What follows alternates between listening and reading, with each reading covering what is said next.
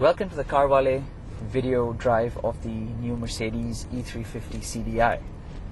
Now, as most of you may recall, Mercedes launched the new E-Class, the W212, last year. And that was also an E350, but that was of course a petrol V6. What we've come here to drive today at the Mercedes plant is the E350 CDI Blue Efficiency. Now, the E350 CDI has a 2987cc common rail diesel engine.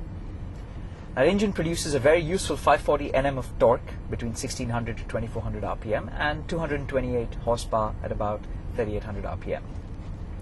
Now, the engine is mated to Mercedes' famous 7G-tronic box, which apart from having a little column shifter, also has paddle shifts, which is quite useful when you really want to drive quickly. Now, we're not doing a full road test of the car today because we're inside the Mercedes plant, just getting a feel of the car and getting to understand it a little better. But what I really like about the car from the little driving we have done on the small test track here is the fact that it does feel very, very sprightly. The NVH levels are fairly low, as you'd expect from a Mercedes, and even under hard acceleration you really don't feel the engine really intruding into the cabin. There's very, very little engine noise really that intrudes in, which is a good thing. And apart from that, really, apart from the powertrain, the car is identical to its E350 petrol sibling in terms of its trim levels, and of course this is the avant-garde trim, as you can see here. The car is also has very attractive pricing. It is 49 lakhs ex-showroom, and which makes it about 53 lakhs on road in Bombay. Now, that's good price, and finally Mercedes have really looked at pricing very, very logically, and they're offering a top spec car, which is great. And it makes a lot of sense, because at the end of the day, when you buy a luxury sedan, you want all the bells and whistles and and all the creature comforts at one price. Also, over the years, Mercedes has had more competition. Now there's BMW, now there's Audi, there's also Volvo. But Mercedes has had the advantage because it's been here since the mid-90s with their 124 first, and then of course the W210s, the 211s. However, Mercedes also have managed to really, in the last few years, scale up their dealership networks. They've also managed to scale up their service and service quality, and also work on overall maintenance costs and the warranty packages, and they've done a really good job. And when you really come to the plant, you realize Mercedes is here to stay. Well, this car really, at the end of the day, feels completely identical to the petrol, and apart from a little more engine clatter at startup, you really just don't realize it's a diesel, even when you put your foot down.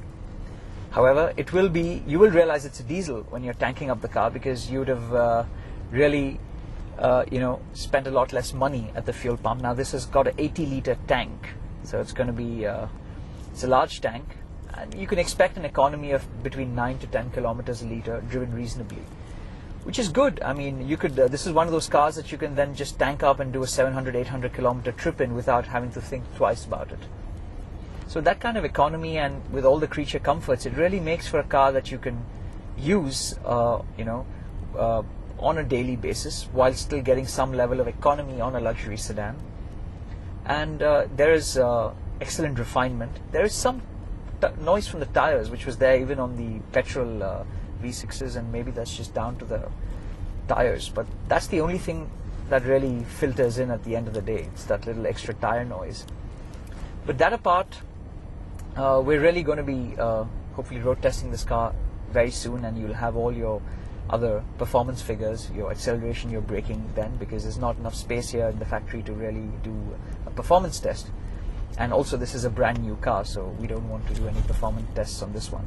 Mercedes have finally packaged this car right. They've got the pricing spot on, and it makes for a very sensible purchase in this segment.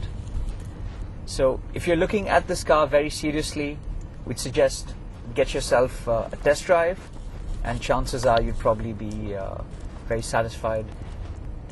The Blue Efficiency, which a tag of which, you see the tag on the outside of the car. Now, the Blue Efficiency tag really stands for a variety of things. It stands for the fact that Mercedes has been working on new technologies in terms of lightening their cars, providing more efficient engines, providing also looking at more sustainable materials.